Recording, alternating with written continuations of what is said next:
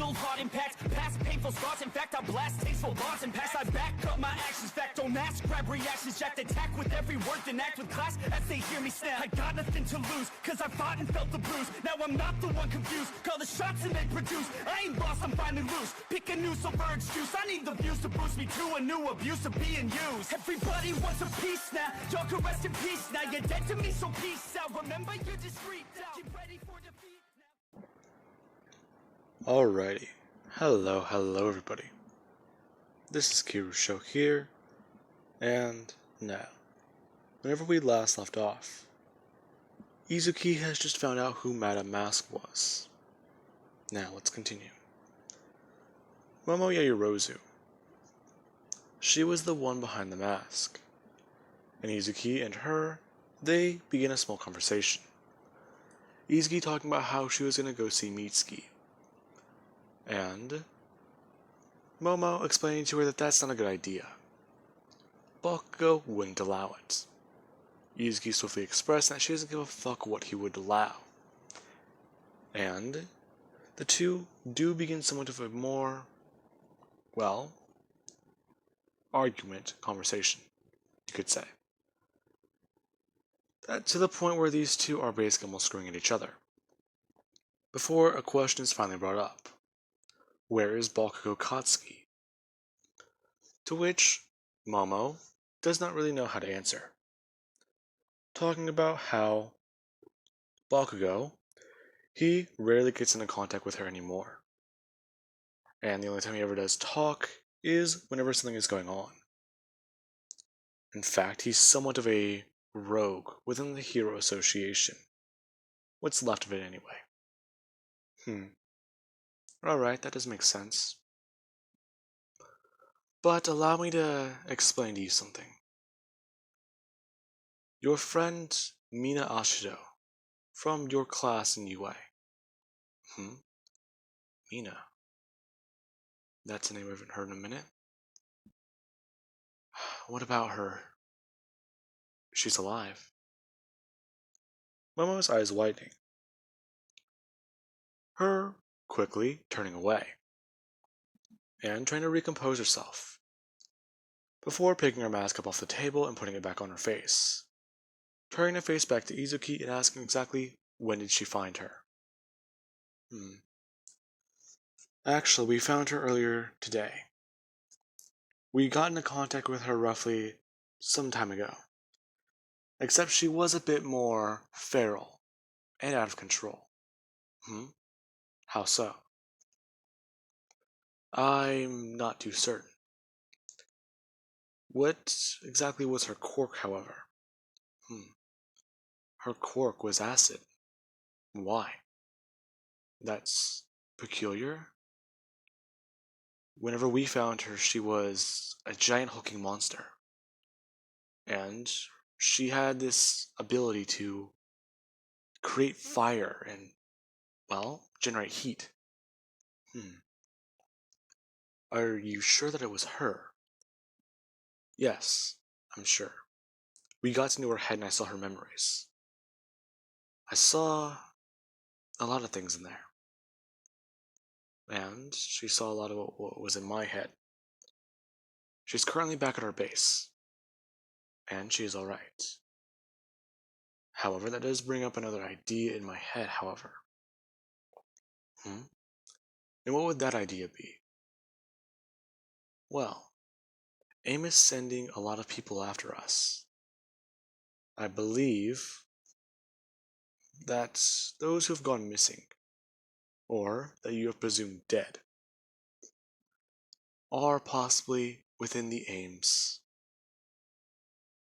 well, you know. AIM might be using them as super weapons is the best way I can really say it. I'm not gonna sugarcoat it for you, Yaoyorozu. Bastards.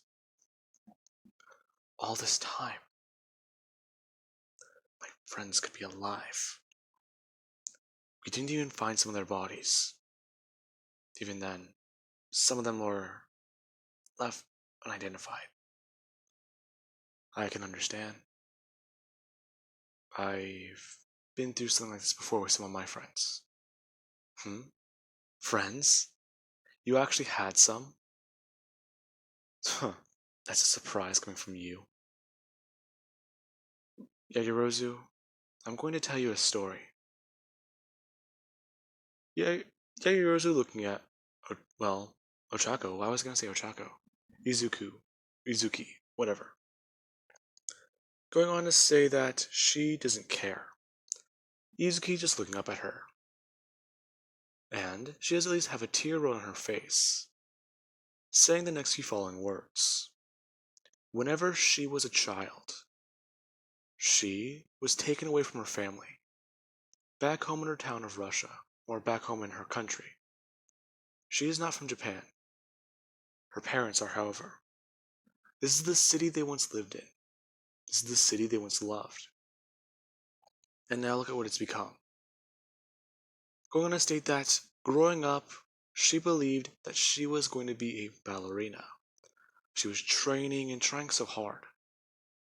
However, she quickly learned something else. Within her mind, memories have been changing and falling apart. She was signed up to be a Black Widow, a super secret Russian operative of the government, part of the KGB, and a weapon. She has gone through so much hell and torturous training that she could possibly hardly even call herself human. She can lift up to 600 to 800 pounds if she really wanted to. And she can kill a man with just simply 2 to 3 fingers. Whenever she was 9 years old, she believed that she was on a hunting trip. And her pulling back her sleeve and revealing her scar. Talking more about her story. Up until the day she found out the truth. She was sent to kill Mitsuki, but she didn't. Mitsuki went against everything she was told about. Secret operations and other projects. Even other different teams. Whenever she found out that Mitsuki was someone close to her mother, she killed the man who raised her, her handler. And then, talking about how she was forced to murder some of her friends. All because they were brainwashed. Even going on to state that her biggest fear is one day that somebody says that one phrase to make her like them. And that it's something that she constantly does think about. It could just be a set of numbers or a certain phrase. If you utter it, she goes ballistic. And it's one thing that she does not want to ever hear. Yeah. This is whenever Momo, she does at least look at Izuki. As she does at least look to be scared. In fact, genuinely terrified. Talking about how she's killed more men than she can remember. And every day she finds out a little bit more about it. She just wants to know, was she actually at fault? Momo just watches her. Momo then asking her about her parents. To which she does actually go to state, somewhat hesitantly, that she found them. She found them, indeed. My parents. Once I got away from the program, I thought I was free. I thought I could just go home and try and live a normal life. I found an address and 2 graves. Buried in the middle of the forest with a house. That's where I found them. So, I simply just did one thing. I came back here. Expecting to get away. But clearly not. AIM and the KGB. There are more things going on than we know. And I intend to take them down. Hell. I know some of my allies, they've been through this before. In fact, even my closest ally. Now, with that being said, Momo, she does actually go on to state that sadly she can somewhat relate. She doesn't know exactly what happened to her parents. She thinks they're dead too. She believes that whenever they were flying back to Japan, something happened to their plane. She's looked into it before and looked at records. The plane departed and landed, but the timing is off. The plane was 2 to 3 hours late, and it was empty. It says that her parents are within the country. However, she tried looking for the same plane, not being able to find any with the same serial number. So, she believes that sometime after her parents took off and tried to come back to Japan, they were killed. And then there was whenever she tried to go back home to her manor. Everyone she knew there is dead, and they had replacements. She was basically locked up inside her house for 1 week before she realized that something was wrong. She then left and went into hiding. Luckily, with her quirk, she's able to make things, and she quickly learned that she just needs to survive. Here she is, a girl raised from millions of billions of dollars, sleeping on the streets and becoming a street rat overnight. All because of some organization. So, her standing up before creating a phone and sliding it over, saying to put contact information in there, and she'll give it to Bakugo. Then he can call her, talking about how the phone is untraceable, especially since she created it. Interesting. But what about you? How do I contact you? Her then listing off a phone number, and stating that if Izuki is going to face against, well, All for One with them, then they can at least help her in her organization. This is a war, and she understands that now. Her then stating that within this war, there's going to be a lot of casualties. So, just try not to die. I've been fighting ever since I was a child. I think I have that covered. Even then, the nanites in my blood are just going to keep keeping me alive. I did not know you had nanites in your blood. Told you. Practically beyond human. Alright then. Now, this is whenever she does actually just walk away. Izuki getting back up, and quickly having a conversation with Principal Nezu, before he actually does bring something up to her, pulling her aside and asking her a question. Exactly what is her quirk? Well, that's easy. My quirk is, well, my blood, sweat, and most of my bodily fluids are poisonous. Nezu slowly taking a step backwards, and asking exactly why. That's my quirk. Besides, it's a more advanced version than my mother's. I've had it ever since I was born. It's the reason why my hair takes on a color. In fact, if I were to take one of these strands out and poke someone with it, then it would immediately counteract the effects of my quirk. Oh, that's fairly interesting. Well, I just wanted to know. I believe that we should discuss this somewhere else. Him taking Izuki someplace private for them to continue the conversation. Him then talking about how All Might, he had a dream before he died. He needed to find a successor. And Mr. Nezu goes on to talk about how he believes that she could be a possible candidate. He has been wanting to look into it and get closer to somebody to figure it out. he has had thoughts about young Mirio, young Nejire, and young Tamaki. However, if they do take on the quirk, then it could be a bit more disastrous. Their quirks are uncontrolled and unregulated. Young Nejire would have to redo all of her training that she's done throughout her entire life. So would young Tamaki and Mirio in particular. His quirk has been the hardest for him to master.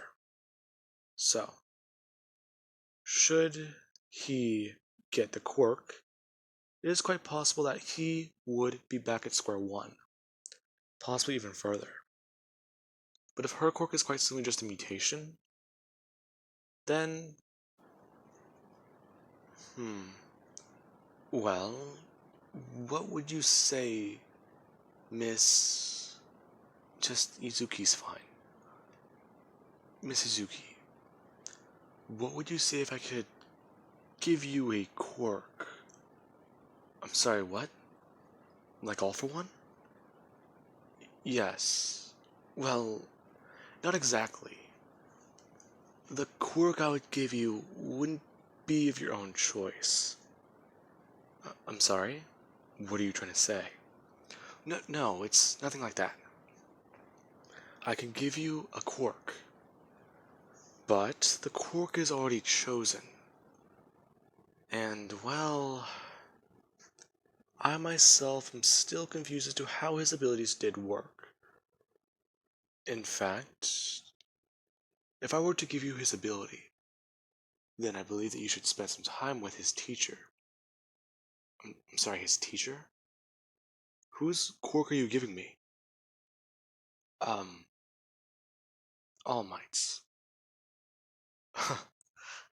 Oh my god. You almost had me there for a second. Sure, you can give me a quirk. You can give me All Might's quirk, how about that? Last time I checked, he died. Yeah, yes. But what? You're gonna give me the dead man's quirk. What are you gonna do? Go resurrect him? Ask him, hey, can you give this girl your quirk? Yeah, that's not happening. But you do not understand. Let me just... Izuki getting a bit more impatient, burring her hand up directly in front of Nezu's face. Saying that, then he better explain it properly, damn it. Before she pulls a gun. Or her then at least opening her palm. Saying that she just paralyzes him and goes away. Alright. All Might's quirk is pronounced by the name One for All. Wait a minute. I've heard that name before. Really? You have? Well, yes. I was performing some reconnaissance at UA, and I heard it whenever he was talking to all of you in the break room. That is not very good then. You've broken onto the school grounds before. Oh, well, yes, technically, but I didn't stay there for very long. Her opening her gauntlet and then at least playing the voice recording. And Nezu does watch it, surprised to see it and hear it. Before he does actually just give an explanation. All Might's quirk is an enhancement ability passed down from the first generation. And the quirk is originally from an unknown source. However, it was given to the first user by All For One himself. He gave it to his brother, who himself had a previously unknown quirk. And then one day, he passed the quirk down to somebody else. It is unknown whether he did this on purpose or by accident. But it was something. Now, Izuki, she does listen to his explanation. Honestly, not the weirdest thing she's heard. And that's probably because she's a super soldier from Russia. And she's fighting against a shadow organization. And then there's All For One, who can give and take quirks. so this doesn't sound too far-fetched.